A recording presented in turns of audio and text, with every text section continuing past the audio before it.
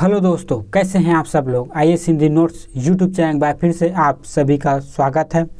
दोस्तों, हमने target prelims 2024 को ध्यान में रखते हुए करंट अफेयर की कक्षाएं प्रारंभ कर चुके हैं, जिसमें दोस्तों हम जनवरी 2023 से दिसंबर 2023 तक की कुछ महत्वपूर्ण चर्चा में रहे शब्दावली की ये दूसरी कक्षा प्रारंभ करने जा रहे हैं। दोस्तों, यदि आपने अभी तक पार्ट 1 इसका नहीं देखा है तो जाइए हमारे चैनल पर विजिट कीजिए और पहले पार्ट 1 देखिए।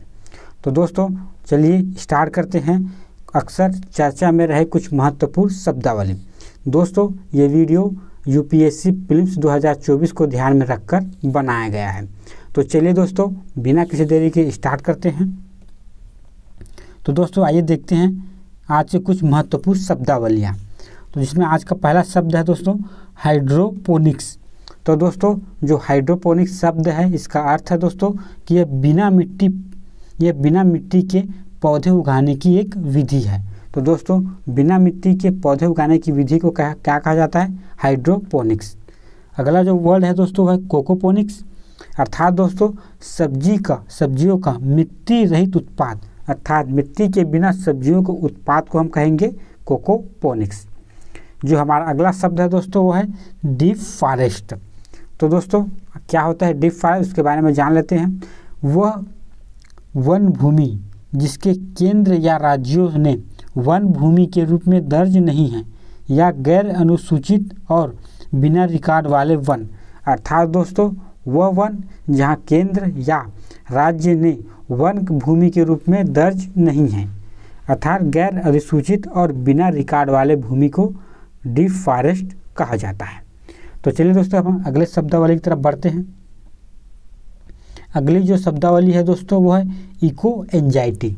तो आइए दोस्तों जान लेते हैं कि आखिर इको एंजाइटी है क्या। इसे पृथ्वी ग्रह के गर्म होने के कारण होने वाले भय, उदासी और अनहोनी की अत्यधिक आशंका के रूप में परिभाषित किया जाता है। तो दोस्तों यदि पृथ्वी के ग्रह जो अत्यधिक गर्म होने लग जाए और इस आशंका के साथ यदि हमारे जो अंदर है भय, उदासी और अनहोनी जैसी आशंकाएं उत्पन्न होने लगे तो इसे ही कहा जाता है इको एंजाइटी। दोस्तों जो हमारा अगला जो शब्द है दोस्तों वो है क्लाइमेट टूरिज्म।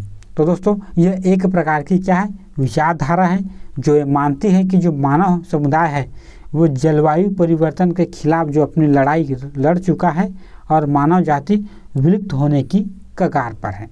अर्थात दोस्तों जो क्लाइमेट टूरिज्म है जो है एक विचारधारा है जो ये मानते हैं कि जो मानव जाति है वो जलवायु परिवर्तन के खिलाफ अपनी लड़ाई हार चुके हैं और मानव जाति जो है विलुप्त के कगार पर आ गई है।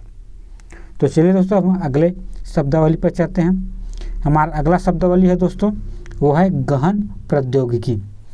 ऐसे प्रौद्योगिकी जिनका समाज पर गहरा प्रभाव पड़ता है और जिसके लिए महत्वपूर्ण वैज्ञानिक और इंजीनियरिंग सफलताओं की आवश्यकता होती है, जैसे कि उदाहरण के लिए दोस्तों डीप टेक्नोलॉजी। ये सब क्या है दोस्तों? ये जो है सब है गहन प्रौद्योगिकी के उदाहरण है। दोस्तों जो डुकोरल, संचोल और यूवी सोशल प्लस जैसे शब्दावली है वो किससे संबंधित है दोस्तों? वो हैजाटिके से संबंधित है। तो चलिए दोस्तों हम आगे बढ़ते हैं।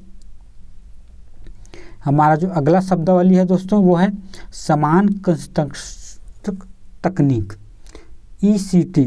इस पद्धति का उद्देश्य होता है दोस्तों सफ़ेद रोशनी में सूर्य की छवियों का विश्लेषण करना।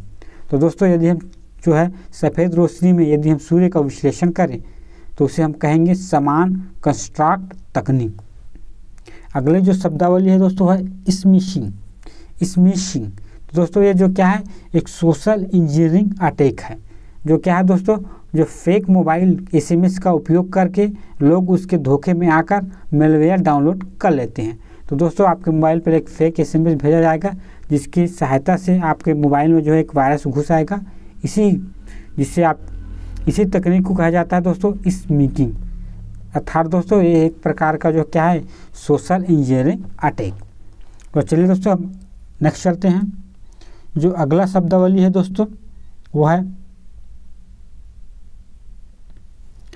लइसीते, अर्थात दोस्तों जो लइसिते है वह पंथ निरपेक्षता की फ्रांसीसी अवधारणा, इसे कहते हैं लइसिते। अगला है दोस्तों पेंटुलिन, कुछ मोल्ड में पाया जाने वाला विषैला यौगिक।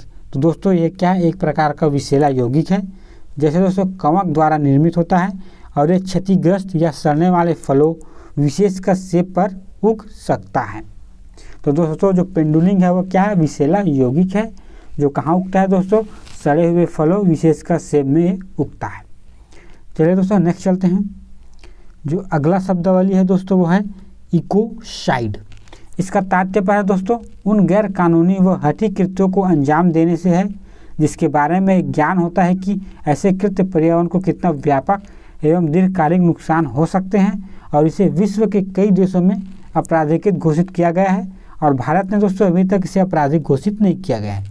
तो दोस्तों जो इकोसाइड है दोस्तों वो जानबूझकर पर्यावरण को अपने कृत्यों द्वारा नुकसान पहुंचाना, जिससे कि आपको पहले से पता होता है कि इससे पर्यावरण प्रदूषित होने वाला है, वो जानकारी होते हुए भी यदि आप पर्यावरण को प्रदूषित करते हैं तो इसे कहते हैं इकोसाइड।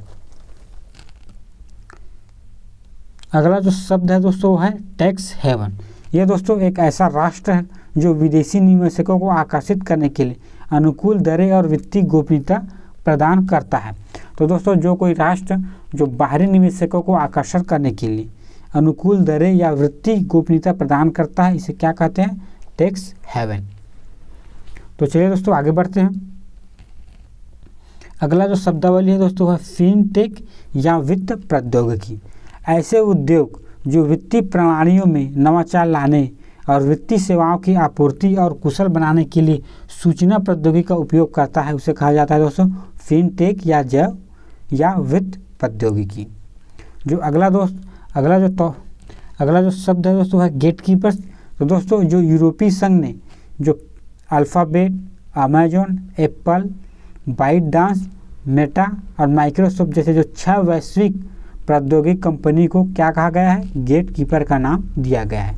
किसके द्वारा दोस्तों, तो यूरोपीय संघ के द्वारा इन जो बड़े वैश्विक कंपनियां इसे ही गेटकीपर कहा गया है। चलिए दोस्तों अब आगे बढ़ते हैं। जो हमारा अगला जो शब्दावली है दोस्तों वो है वित्तीय समावेशन। इसका तात्पर्य यह है कि दोस्तों कि व्यक्तियों और व्यवसायों के पास किफ़ायती उत्पादकों और सेवाओं तक पहुंच जो ज़रूरतों को पूरा करते हैं, उसे कहते हैं दोस्तों वित्तीय समावेशन। अर्थात दोस्तों ज़रूरतमंद लोगों द्वारा वित्तीय उत्पाद और सेवाओं का पहुंच ही वित्तीय समावेशन है। इसकी जो परिभाषा है दोस्तों वो विश्व बैंक ने दी है। दोस्तों जो अगले शब्दावली है वो है एपिब्लास्ट, हाइपोब्लास्ट और ट्रोफोब्लास्ट। ये जो तीनों शब्दावली है दोस्तों वो है कोशिका या स्टेम सेल से संबंधित है।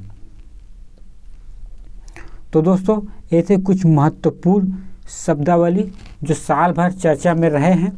दोस्तों यदि आपको ये वीडियो पसंद आया हो तो इसे लाइक करें और हमारे चैनल को सब्सक्राइब करें। यदि दोस्तों आप इसका PDF पाना चाहते हैं तो हमारे टेलीग्राम चैनल है IAS हिंदी नोट्स, उसमें जुड़ जाइए, आपको इसका PDF मिल जाएगा। तो दोस्तों आज के लिए बस इतना ही, धन्यवाद।